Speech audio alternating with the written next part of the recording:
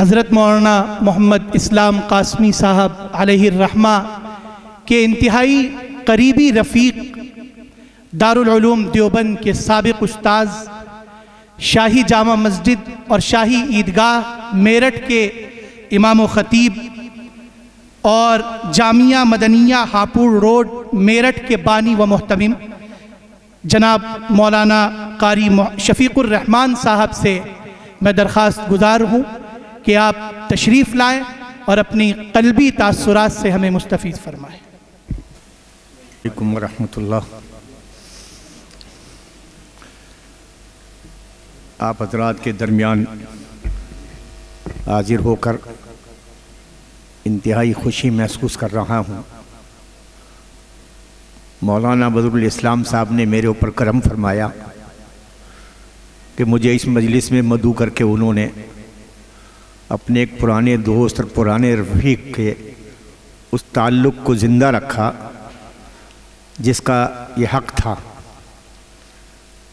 मौलाना से करीबी ताल्लुक़ उस ज़माने का है। आज का ये जो मौजूदा दारुल का सदर गेट है, इस सदर गेट की जगह पर सईदिया होटल था। अब आप हज़रात ने तो देखा ही नहीं है, वो वहाँ भी चंद असातिज़ा हमारे जो पुराने हैं उन्होंने देखा होगा। 40 साल पहले की बात है। नहीं, वो होटल नहीं है, उस जगह पर नहीं है जहाँ होटल था। सदर गेट जिस जगह पर मस्जिद का बना हुआ है, इस जगह सईदिया होटल था और उस होटल के ऊपर डाकखाना था। अब जो अंदर हौज बनी, ये हौज नहीं थी, बल्कि हौज से आगे का जो हिस्सा है वुजू करने की जगह वो थी। हज़रत मौलाना वहीदुज़्ज़मा साहब जिस ज़माने में 7 साल की तैयारियों में लग रहे थे, उस ज़माने में मौलाना ने ये हिस्सा खाली कराया और सईदिया होटल को मेहमान खाने के नीचे जगह दी। तो हम उस ज़माने में यहाँ होटल पे बैठा करते थे, सईदिया होटल पे, क्योंकि मौलाना का उस्तादाना ताल्लुक़ नहीं था, एक दोस्ताना ताल्लुक़ था। और तलबा में भी क्योंकि उस्ताद की हैसियत से वो जाने नहीं जाते थे, तो आम तौर पर यहाँ बैठते थे।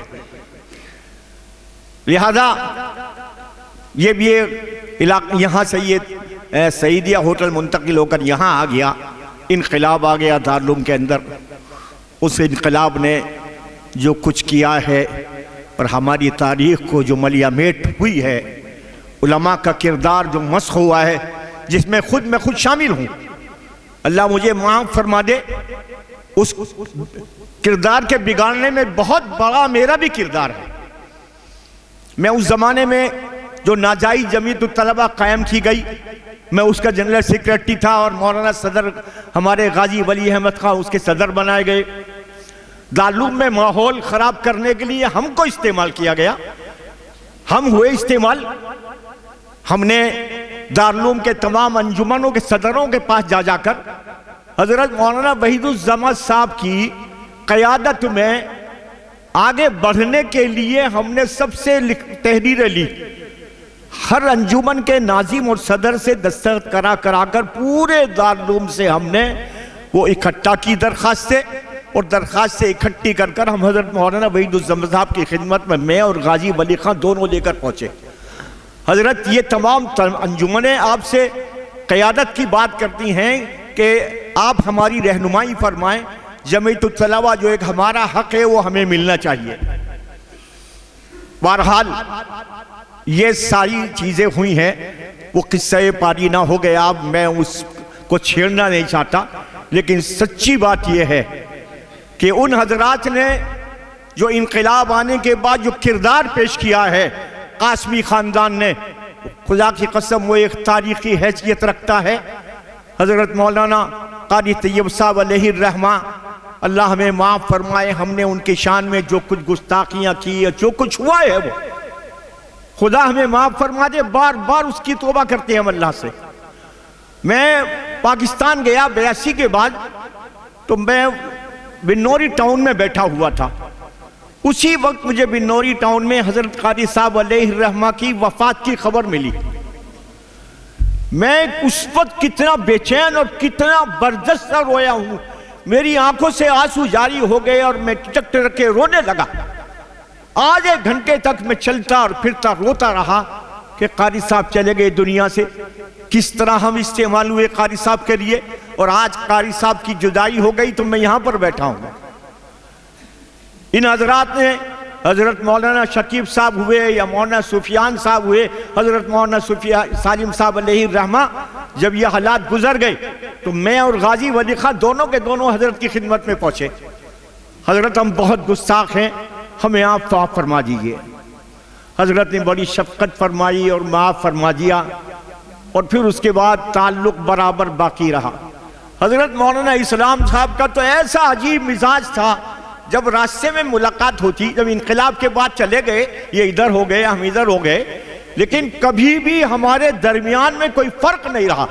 जिस तरह पहले मिलते थे आज भी उसी तरह से मुलाकातें होती। मौलाना पान खाने के बाद चूना उंगली पे ले लिया करते थे, ये मौलाना की आदत थी। तो जब कभी भी मुलाकात होती मेरी, आज चूना उंगली पे दिखता, मन का भाई हाँ भाई बोली इस्लाम आज क्या याद आया है, किसके चूना लगाना है आज। मैं मजाकन उनसे मौलाना से ही कहता, लेकिन मौलाना कभी भी उसका जवाब नहीं देते, चुपचाप मेरा जुमला सुन लेते और अपना फिर जो है हंसी और मजाक के साथ आगे को बढ़ जाते। तो ये अजीब हमारा ताल्लुक रहा मौलाना से। कभी कभी मैं उन्हें, हाँ भाई मौलवी इस्लाम दुमकटी की जगह अरे मौलवी दुमकटी जरा सुन तो ले यार, इस अंदाज पर मौलाना को मुखातब करते, लेकिन कभी भी उस बंदे की पेशानी पर नागवारी का इजहार नहीं हुआ। हमेशा मोहब्बत और प्यार के साथ में इसी तरह चले गए। जब बीमार हुए तो मौलाना बदरुल इस्लाम साहब ने बताया कि हालत बहुत ख़राब है, आ जाओ। तो मैं आया मुलाकात के लिए। तबीयत में कुछ थोड़ा सा इंशिरा था, तो बेतकल्लुफ बात की मेरे से, और फिर कहा यार बता वो अथर का क्या हाल है। खैर मैंने अथर लखीमपुरी, एक बहुत ही करीबी दोस्त थे मौलाना के समेत, मेरा ताल्लुक था, उनका भी ताल्लुक था। मैंने जब ये अथर को फ़ोन मिला के मौलाना से बात कराई अथर लखीमपुरी की, तो ये अपने दोस्तों के साथ बराबर रवाबित मौलाना के उसी तरह बाकी रहे जिस तरह इनकलाब से पहले थे। लिहाजा ये अल्लाह का शुक्र है भाई, ये मौलाना का फैज़ान है और उनकी इखलास नियती का आज ये वजह है कि मौलाना का साहबजादा माशाल्लाह ऐसा जानशीन साबित हुआ कि उसने मौलाना के किरदार को, मौलाना की तारीख को ज़िंदा कर दिया। अल्लाह उन्हें इसकी बेहतरीन इसका अजर दे। बात बहुत लंबी होती चली जाएगी और ये ऐसा किस्सा है कि मैं इसको ख़त्म ही नहीं कर सकता, क्योंकि मैं सब भुगता हुआ हूँ सारे हालात से।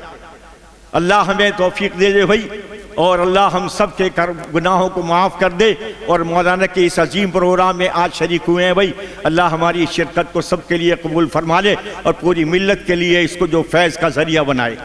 आखिर दावाना अल्हम्दुलिल्लाहि रब्बिल आलमीन।